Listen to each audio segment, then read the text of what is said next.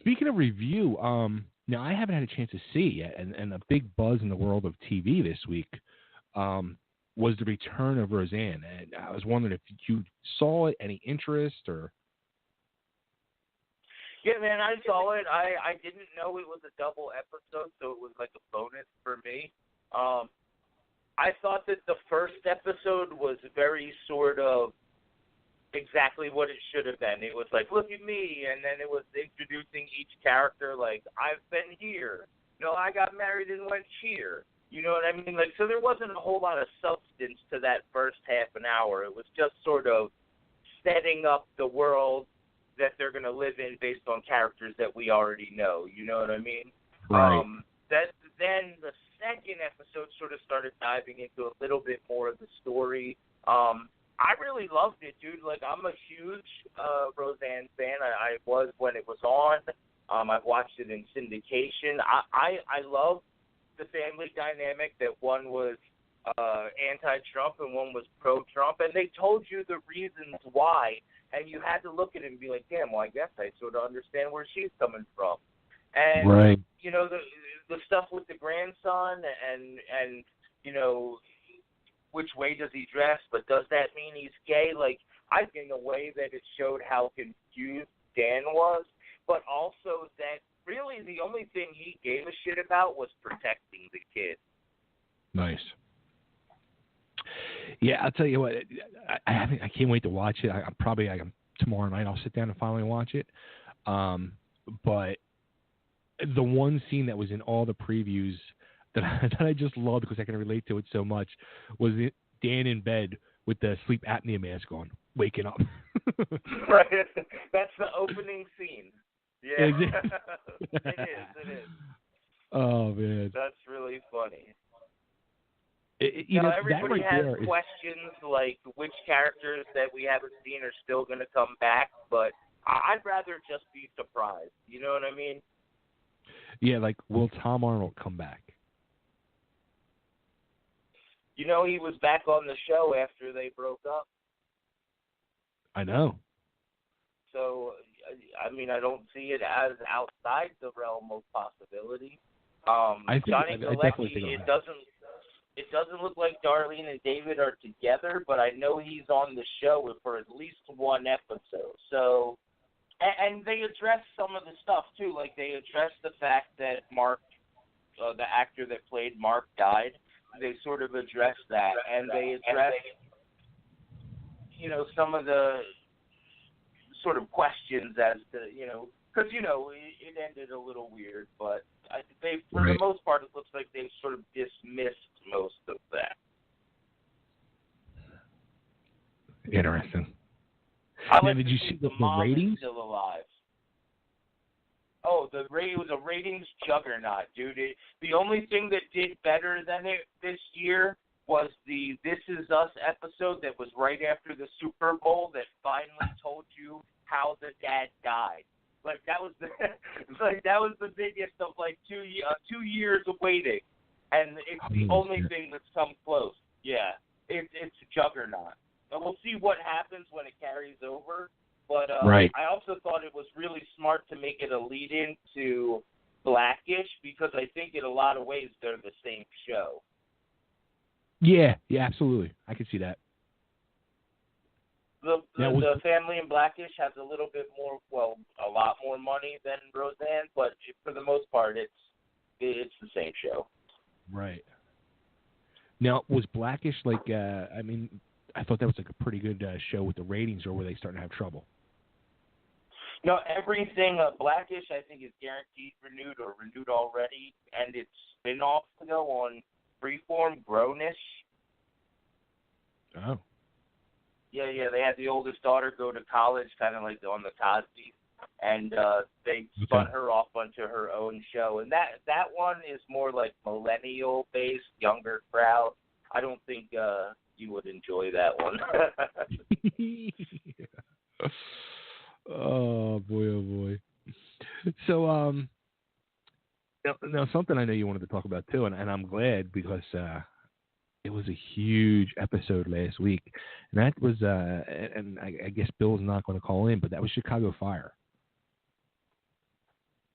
Yeah, man, I sent him a message saying, and what time and the number and stuff, and I just sent him over one to see what's up, but I don't think it doesn't look that way. But it was a huge double episode as well, and it was big time, man.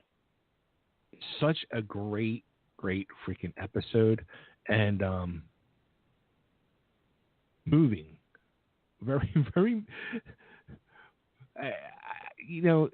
First off, with the previews leading up for the week, I thought the way they were, their editing of the preview, I thought Brett was the one that got shot in the fire.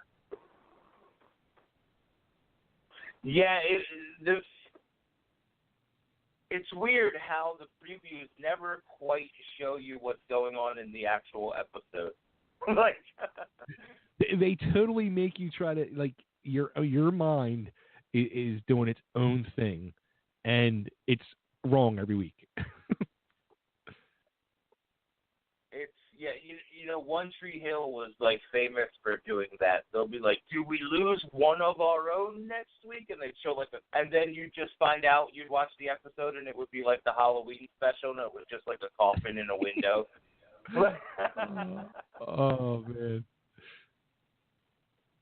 That's wild. That's funny. But yeah, so the big thing with that episode, of course, was they were in the fire and the heat was out of control or whatever, and there was guns and stuff in the house, and bullets just started going off. Ones that were in cases, ones that were in guns, and it got me thinking, like, how do real firefighters handle that? You know what I mean? Like, you just not go in until they don't go off anymore, and that's why I was hoping my buddy Bill would call in, because he's a volunteer firefighter, and he was telling me that he's been in 2 or 3 fires where there were bullets going off like that, and that's scary as hell, don't you think? Dude, I'll tell you what. As watching that, it really was scary. I mean, the way they pulled it off really came off so lifelike and realistic, and you really were like, where the freak, are the bullets coming from? I never would have thought it was just bullets in the dude's room going off. I honestly thought somebody was freaking shooting at him. And I was thinking it was, again, when we go to the preview thing, I thought after I started watching it, it was going to be that guy that was beating his wife was shooting them. But it turned out to be a whole other storyline. Yeah, it's interesting because he said something like, "Next time you won't see me coming." So I was like, maybe he set the fire and set it up. You know what I mean? Yeah. Oh yeah. Let's can you check the line and see if Bill's on the line? Nothing yet. Nothing yet. Okay, he said he called in, but he probably hung up. Wait, here he is. All right. Mr. Bill, can you hear me? Yeah. Oh, yeah. What's up, buddy? What's up, Bill? Yeah, how's it going, man? So you guys were talking about fires? Yeah, man, we were talking about Chicago Fire, the big 2-hour episode, because in it, the fire set off a bunch of, like, bullets that were in the closet, and people were getting shot out of nowhere and stuff. And I know me and you were talking about, like, what do you do when that shit happens? Like, are you trained for that? Well, usually what they tell you in fires, they don't necessarily tell you in fire school. What you learn from other firefighters is that supposedly if a bullet is not in a chamber, it's and it goes off related to heat, that you don't want to get shot or hit by the brass or the bullet itself. Sure. But it's not as bad as if it's in the gun, where I guess the barrel is like focusing the energy. I've been in 2 house fires where bullets were going off related to heat, and I've been to 1 car fire where bullets were going off related to heat. And you pretty much, at a house fire, there's a lot of noise, so it's hard to hear. But until you're up close and you hear the bullets going off, and you might see like popping, and from whatever they're hitting is knocking over and stuff like that. But nobody's nervous about being around it. Really? You know what I mean? No program? Well, no, I mean, you try not to pitch yourself. Well, first of all, for you to notice, at a house fire when the bullet's going off, you're probably going to be really close, and you're not going to notice up until that moment. Obviously, it goes off, and it will wake you up. You will, release a little bit of urine, but But usually, you keep your composure because there's other shit falling on you and stuff like that. You know what I mean? It's just as dangerous as that because it's a house fire. You're not, you know what I mean? It's not conducive to living a normal life. But so would you say what would you say? You get out of the truck, you guys make your way inside. You're in the middle of the house fire, getting ready to do your firefighter thing. How loud is the fire? The fire itself is the whole house is when you have a fire in your backyard or in your fireplace, you hear cracking and popping. But when inside your house is just full of things that's uber combustible. Okay. Yeah. I think they say if you were to light an office chair on fire, it burns at 5,000 degrees, and it makes all kinds of noise. You're putting out smoke. Plus, you probably have 6 or 7 trucks there, all with the sirens going, because everybody wants to be heard when they show up. Then you have all the radios going. Plus, you have hoses going in service. People are breaking windows. You got people yelling at each other, calling each other idiots, and there's just a lot going on. So you won't. You may notice, initially some popping, because usually there's, they're in, on a bookshelf, in a box, or someplace in the house central.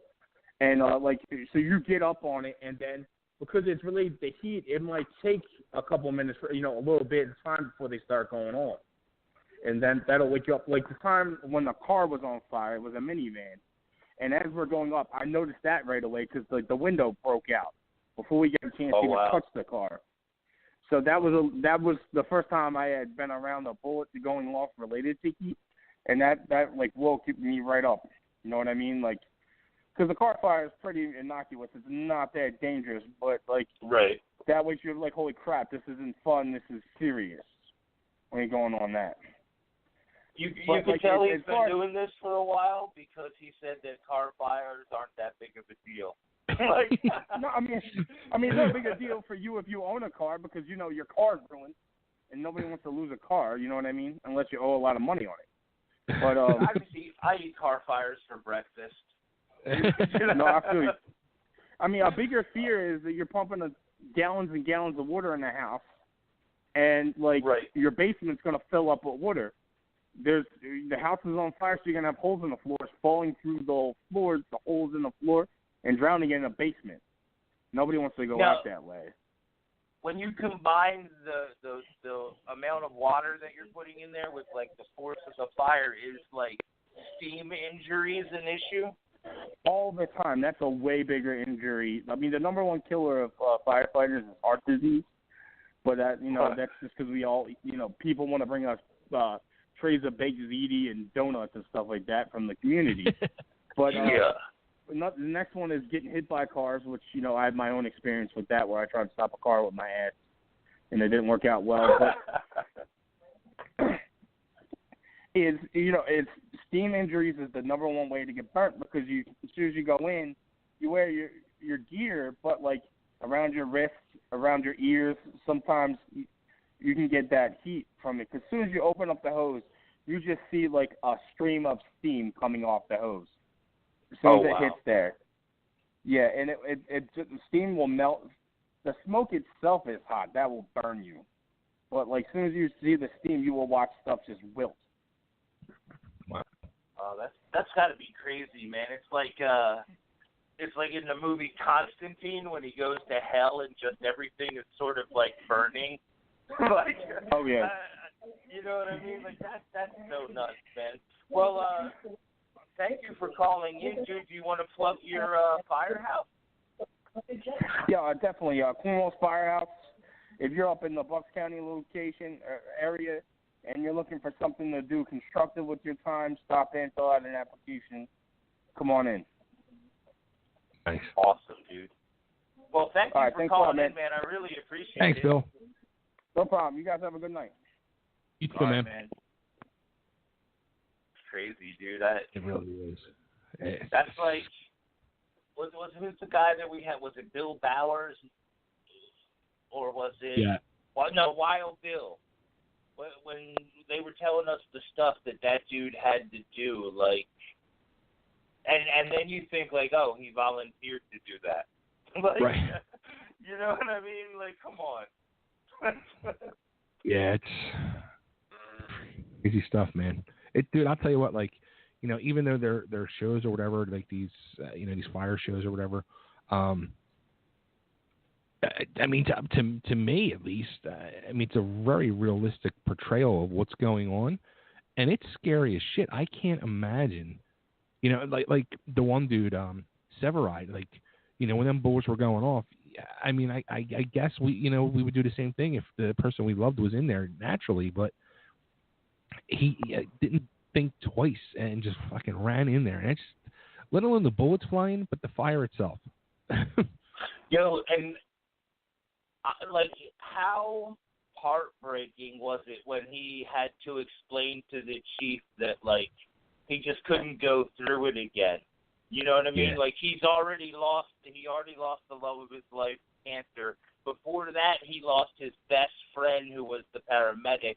You know what I mean? Yeah. Like, he was just like, no, I can't do it. I can't do it again, man. No more. You know what I mean? Like, that was so sad and so just like, yeah, I can relate to that. You know what I mean? Like, I'm actively rooting for Kelly and Kid. Like, yeah. Oh, totally. Like that. I think Like, they're I'm awesome so together. happy to see them get together. Fuck Joe Cruz. He don't get the girl. He don't get any of the girls. Poor Cruz. Oh, he's friend-zoned. He's got the sledge-o-matic or whatever it is. Yeah. It's such a good show. It's such a great Even kid. the old guy gets a girl and he doesn't. Who, Mouch? Yeah, Mouch got a girl and Cruz doesn't, so that's what he gets. Now, I imagine they're going to be bringing some new staff members in. I have a theory that they're going to at least have to bring somebody in temporarily for Otis. And I actually have a theory that Kelly's leaving the firehouse. They keep teasing it. Like, each season they have like these little side stories where he gets these offers and he turns it down. I think that would be a huge blow if he left. I think with what happened in the fire and how he couldn't, like, stop himself because she was in there, and then when you think back to, like, the shit that Casey and Dawson had to go through, like, right. How they had to tell people, and then they weren't allowed to work on the same shift, and he's SWAT and she's a paramedic too, so of course they're going to have more interaction, than just the regular firefighters. So I wouldn't be surprised to see him take a different position and, still be on the show, but to be like, actually, you know what my idea was? My idea was that he starts training at the fire academy and then they spin it off to a new series that's him at the fire academy as, like, the instructor.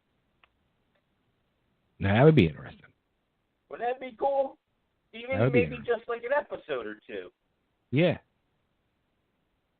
I think that'd I'll be tell you dope. what, though, with that show, a big part, I think, of that show, at least for me, is the chief. I think that dude, he's got such a presence on that show and such a father figure to that whole firehouse, and really, like such a like a glue, like, you know what I mean, like a glue that holds everything together. And I think it just makes that whole house and show such a family type show, even though it's a firehouse. But I think it's such a family type show that it's an amazing show to watch. And it's funny, dude, when you look at him and then you look at, like, the two lieutenants, like, or Kelly and Casey, Nobody is ever going to buy Casey as the leader. Like, I would buy Severide as the new chief before I would ever buy Casey. He's so, like, wish-washy and emotional, and you know what I mean? Like, yeah. I don't know what they're going to do with that. That would be nuts. It's a great show, though.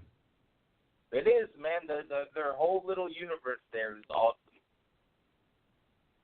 Did you? I don't know if you still watch Chicago Med, but this File episode? Yes. The guy wanted to die? Yes. Oh, my God. Talk about an amazing episode. Yeah. Yeah. They tackled deep fucking things, man. They do, buddy. Pretty nuts. And there was no new episodes this week. Oh, that's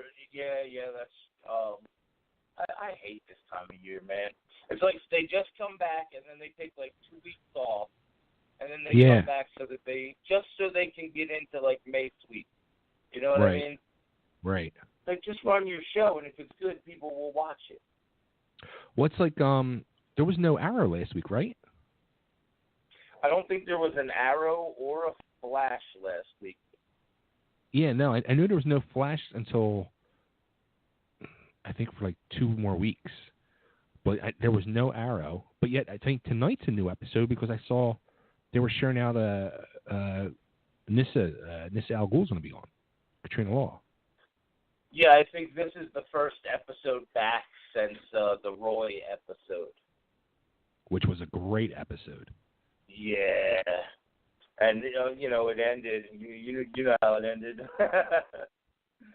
So I can't wait to see her back. And they showed pictures from the season finale, and Sarah's in the season finale. Yep. So that's interesting.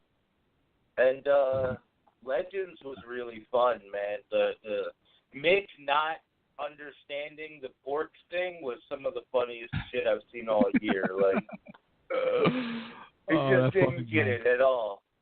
And it wasn't in like a hateful way. He just didn't care. It was so fun.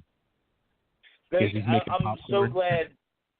I'm so glad to see them give Wally a personality too.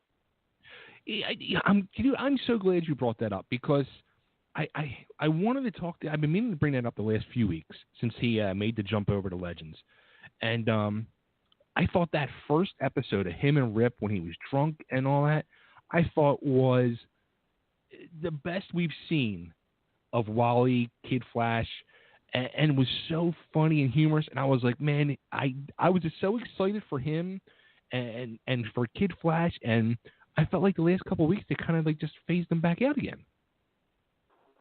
Yeah. But what did you think this week, though, with him and Steel teaming up? Yeah.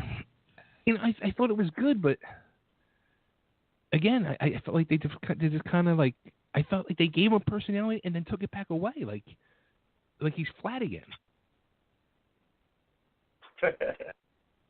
No, I think I know what you mean though, because it was really on point with the Rick stuff. But I thought this week they did a pretty good job establishing his friendship with Nate.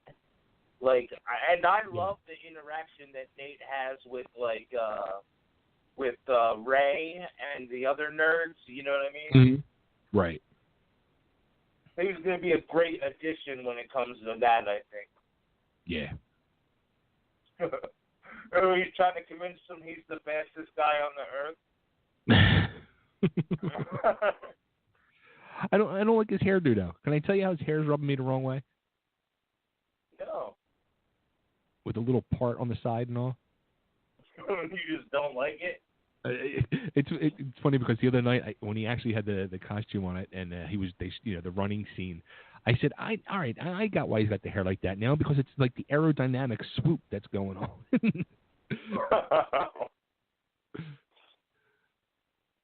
It helps him take corners. Exactly. funny. Oh man. I don't know, man. I think Legends has been killing it this year. Yeah, it has. It truly has.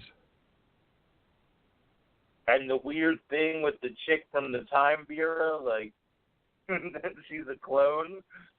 That was waiting freaky. to find out that they used some of Sarah's DNA to make her. Yeah, it's. So that's Sarah the thing. basically effed herself. It's been like the season has been a great, fun season, but there's like this. You kind of get lost in the story because there's a different story each week. That there is like this main storyline going throughout the season, and it's kind of like, where's it going to end up? Because it's like so freaky and it's going to be weird. You know that. You know, the crazy thing is, I don't think it needs the secondary story. It doesn't. If it was just about the characters and going to different places in time every week, it would be just as good, if not better. That show each week reminds me, like as I watch it, it truly reminds me of reading a comic book. I think that one really captures the true comic book essence. I agree. I think Supergirl does a good job with it too, but I think Legends is yeah. I mean, Flash does a good job, but you know, Flash is up and down, whether it's too dramatic or too, not dramatic enough, or they want to make their funny characters all sad for a whole season.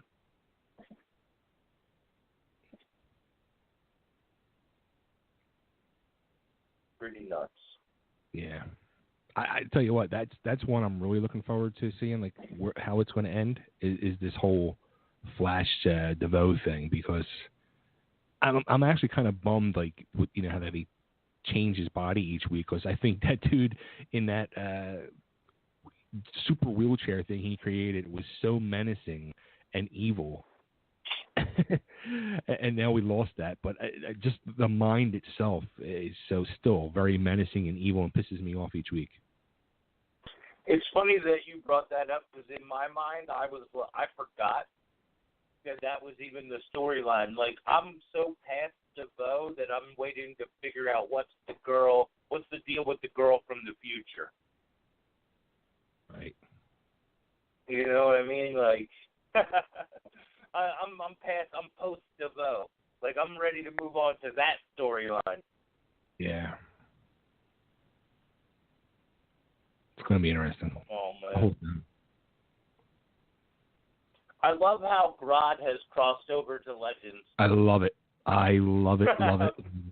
I got to find it. My buddy, one of the art guys that we befriended, really great dude, the Playful Gorilla. He did a commission the other day of Grodd, and he put it up. Oh my God, dude! Oh, wow. I was like, I fucking want this. Like I was so fucking jealous. Oh, here it is. He's starting to color it now. Yeah. Dude, how fucking badass is this fucking thing? Hang on. You should get him to get you a print of it before he gives the commission to whoever bought it. All right. Let's see.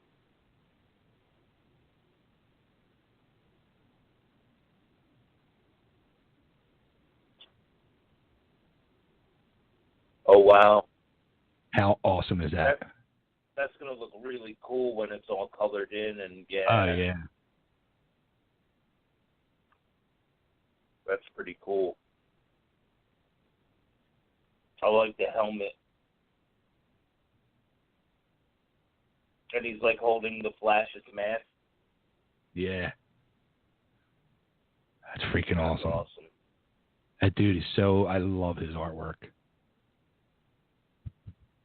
Oh, that's too funny. So my daughters, they wanted to try to make brownies themselves.